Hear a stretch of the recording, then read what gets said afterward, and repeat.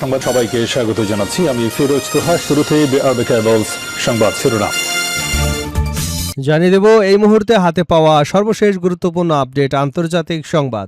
শুরুতেই থাকছে যুক্তরাষ্ট্রের হামলায় ক্ষতিগ্রস্ত ক্ষেপণাস্ত্র ঘাঁটি দ্রুত পুনর্গঠন করেছে ইরান।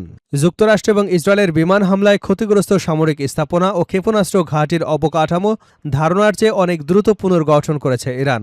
স্যাটেলাইট চিত্র বিশ্লেষণের ভিত্তিতে এমন তথ্য জানিয়েছে মার্কিন সংবাদ মাধ্যম ওয়াল স্ট্রিট জার্নাল। এবারে জানাবো ইসলামী দেশগুলোর ১ নম্বর শত্রু ইসরায়েল। ইরানের পার্লামেন্ট স্পিকার মোহাম্মদ বাঘের গালিবাফ বলেছেন, নিঃসন্দেহে জয়নবাদী ইসরায়েলি শাসন ব্যবস্থার সব ইসলামী দেশের ১ নম্বর শত্রু। তেহরানে ইরাকের প্রধানমন্ত্রী আলিফ আলী কাজিম আল জাইদির সঙ্গে বৈঠকে তিনি এ মন্তব্য করেন। জানাবো শুক্রবারও ক্ষেপণাস্ত্র ছুড়ল ইরান, প্রতিহত করার দাবি জর্ডানের। ইরান থেকে জর্ডানের দিকে ছোড়া ৭টি ক্ষেপণাস্ত্র এবং ৬টি ড্রোন ভূপাতিত করার দাবি করেছে জর্ডানের সেনাবাহিনী। শুক্রবার দেশটির বিমান প্রতিরক্ষা ব্যবস্থা ও রয়্যাল জর্ডানিয়ান এয়ারফোর্স যৌথভাবে এসব ক্ষেপণাস্ত্র ও ড্রোন প্রতিহত করে বলে জানানো হয়েছে। এবারে থাকছে শিক্ষামন্ত্রীর পদত্যাগে মোদী সরকারকে ২৪ ঘণ্টার আলটিমেটাম। প্রশ্নপত্র ফাঁস এবং পরীক্ষা ব্যবস্থায় অনিয়মের জেরে ভারতের কেন্দ্রীয় শিক্ষামন্ত্রী ধর্মেন্দ্র প্রধানের পদত্যাগের দাবিতে নরেন্দ্র মোদী সরকারকে ২৪ ঘণ্টার সময়সীমা বেঁধে দিয়েছে আন্দোলনকারী সংগঠন ককরোচ জনতা পার্টি। সরকারের সঙ্গে তৃতীয় দফার বৈঠকের পর দলটি জানায় এ দাবিতে তারা কোনো আপোষ করবে না। এদিকে পশ্চিম তীরে গাঁজা ধাঁচের অভিযান চালানোর আহ্বান বেন গাভিরের। ইসরায়েলের উগ্র ডানপন্থী জাতীয় নিরাপত্তা মন্ত্রী ইতামার বেন গাভির অধিকৃত পশ্চিম তীরের ফিলিস্তিনি শহর এবং গ্রামগুলোতে গাজার বেইত হানুনের মতো সামরিক অভিযান চালানোর আহ্বান জানিয়েছে। জানিয়ে দেব যে কারণে ইতিহাসের সর্বনিম্ন জনসমর্থনে ডোনাল্ড ট্রাম্প। যুক্তরাষ্ট্রের প্রেসিডেন্ট ডোনাল্ড ট্রাম্পের ইরানের সামরিক অভিযান পরিচালনার সিদ্ধান্তে জনসমর্থন উল্লেখযোগ্যভাবে কমে গেছে। নতুন এক জনমত জরিপে দেখা গেছে এ বিষয়ে তার জনপ্রিয়তা ইতিহাসের সর্বনিম্ন পর্যায়ের কাছাকাছি নেমে এসেছে। এবং সর্বশেষ জানাবো অতিরিক্ত মাদক এবং অ্যালকোহল সেবনে সৌদি রাজপুত্রের মৃত্যু। লন্ডনের একটি বিলাসবহুল হোটেলে অতিরিক্ত মাদক এবং অ্যালকোহল সেবনের ফলে সৌদি আরবের রাজপুত্র আবদুল্লাহ বিন ফাহাদ মারা গেছেন। ময়নাতদন্ত এবং সার্বিক তথ্য প্রমাণ বিশ্লেষণ করে যুক্তরাজ্যের একটি আদালত নিশ্চিত করেছেন যে ঘটনাটি কোনো আত্মহত্যা নয়, বরং এটি দুর্ঘটনাজনিত মৃত্যু। এতক্ষণ শুনছিলেন শিরোনাম, এখন থাকছে পুরো সংবাদ। দর্শক, অনুরোধ থাকবে ভিডিওতে একটি লাইক দিন, কমেন্টস করে জানিয়ে দিন এই ভিডিওটি আপনি কোন জেলা থেকে দেখছেন এবং শুনছেন।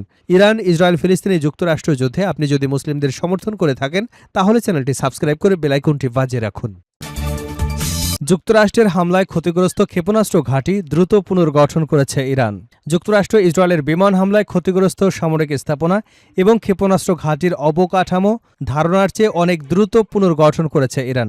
স্যাটেলাইট চিত্র বিশ্লেষণের ভিত্তিতে এমন তথ্য জানিয়েছে মার্কিন সংবাদ মাধ্যম ওয়াল স্ট্রিট জার্নাল।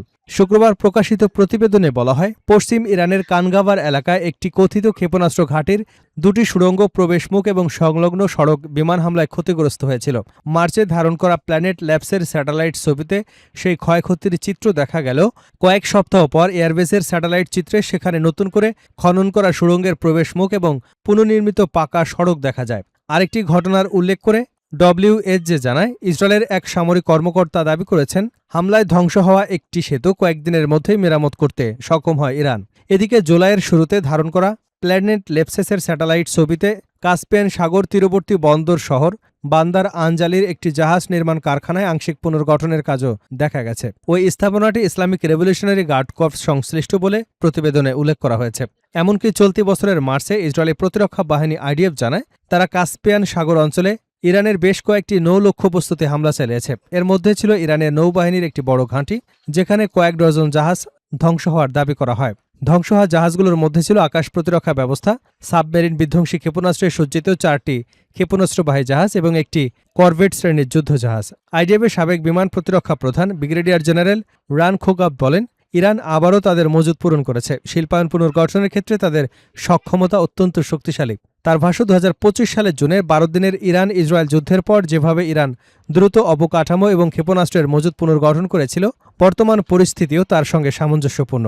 প্রতিবেদনে আরও বলা হয়, যুক্তরাষ্ট্র এবং ইসরায়েলের হামলায় অনেক ক্ষেত্রে ক্ষেপণাস্ত্র ঘাঁটির কেবল ভূপৃষ্ঠের প্রবেশমুখ ধসে পড়েছিল, তবে ভূগর্ভস্থ অস্ত্রভাণ্ডার সম্পূর্ণ ধ্বংস হয়নি। ফলে প্রবেশমুখ পুনরায় খনন করলেই সেসব স্থাপনায় আবার ব্যবহারযোগ্য হয়ে ওঠে। ইসলামী দেশগুলোর 1 নম্বর শত্রু ইসরায়েল গালিবাফ। ইরানের পার্লামেন্ট স্পিকার মোহাম্মদ বাগের গালিবাফ বলেছেন, নিঃসন্দেহে জয়নবাদী ইসরায়েলি শাসন ব্যবস্থা সব ইসলামী দেশের জন্য এক নম্বর শত্রু। তেহরানে ইরাকের প্রধানমন্ত্রী আলী ফালি কাজিমাল জাইদির সঙ্গে বৈঠকে তিনি এ মন্তব্য করেন। শুক্রবার ইরানের রাষ্ট্রীয় সংবাদ মাধ্যম ইরনার এক প্রতিবেদনে এ তথ্য জানানো হয়। গালিবাফ বলেন, জয়নবাদী শাসনের বিরুদ্ধে ইসলামী দেশগুলোর ঐক্য রক্ষায় ইরান ও ইরাকের সহযোগিতা অবশ্যই কার্যকর ভূমিকা রাখবে। বৈঠকে ইরাকি প্রধানমন্ত্রী এবং তার প্রতিনিধি দলকে স্বাগত জানিয়ে তিনি আয়াতুল্লাহ আলী খামেনির জানাজা এবং শোক অনুষ্ঠান আয়োজনের জন্য ইরাকের জনগণ ও সরকারের প্রতি কৃতজ্ঞতা প্রকাশ করেন। তিনি আরও বলেন, আঞ্চলিক স্থিতিশীলতা এবং ইসলামী বিশ্বের স্বার্থে তেহরান এবং বাগদাদের সহযোগিতা অত্যন্ত গুরুত্বপূর্ণ। দুই দেশ যৌথভাবে কাজ করলে অঞ্চলের অনেক সংকটের সমাধান সম্ভব। এ সময় ইরাকের প্রধানমন্ত্রী আলী আল জাইদি বলেন, ইরান ও ইরাকের ভাগ্য একে অপরের সঙ্গে গভীরভাবে জড়িত। আয়াতুল্লাহ খামেনির জানাজা বিশ্ববাসীর সামনে একটি বিশেষ বার্তা পৌঁছে দিয়েছে। মুসলিম বিশ্ব এবং শিয়া সম্প্রদায়ের মধ্যে খামেনির জনপ্রিয়তার প্রসঙ্গ তুলে আল জাইদি বলেন, সম্পদ বা ক্ষমতা দিয়ে অনেক কিছু অর্জন করা যায়, কিন্তু মানুষের ভালোবাসা কেনা যায় না। তীব্র গরম উপেক্ষা করে ইরাকে লাখো মানুষের উপস্থিতি ছিল এক অসাধারণ দৃশ্য, যা বিশ্বের সামনে এক বিশেষ চিত্র তুলে ধরেছে। শুক্রবারও ক্ষেপণাস্ত্র ছুড়ল ইরান, প্রতিহত করার দাবি জর্ডানের। ইরান থেকে জর্ডানের দিকে ছোড়া 7টি ক্ষেপণাস্ত্র এবং 6টি ড্রোন ভূপাতিত করবার দাবি করেছে জর্ডানের সেনাবাহিনী।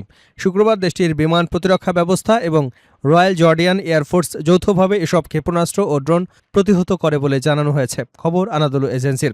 সেনাবাহিনীর এক বিবৃতিতে জানানো হয়, ইরান থেকে জর্ডানের ভূখণ্ড লক্ষ্য করে ছোড়া 7টি ক্ষেপণাস্ত্র, 6টি ড্রোন সফলভাবে ধ্বংস করা হয়েছে। এ ঘটনায় কোনো হতাহত বা সম্পদের ক্ষয়ক্ষতি হয়নি। আরও বলা হয়, ভূপাতিত ক্ষেপণাস্ত্র এবং ড্রোনের ধ্বংসাবশেষ যেসব স্থানে পড়েছে সেখানে রয়্যাল ইঞ্জিনিয়ারিং কর্পসের বিশেষজ্ঞ দল পাঠানো হয়েছে।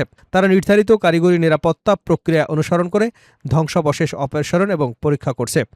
এর আগে শুক্রবার ইরানের সেনাবাহিনী এক বিবৃতিতে জানায়, তারা বাহরাইন এবং জর্ডানে অবস্থানরত মার্কিন সামরিক সদস্য এবং সামরিক স্থাপনাগুলো লক্ষ্য করে ড্রোন হামলা চালিয়েছে।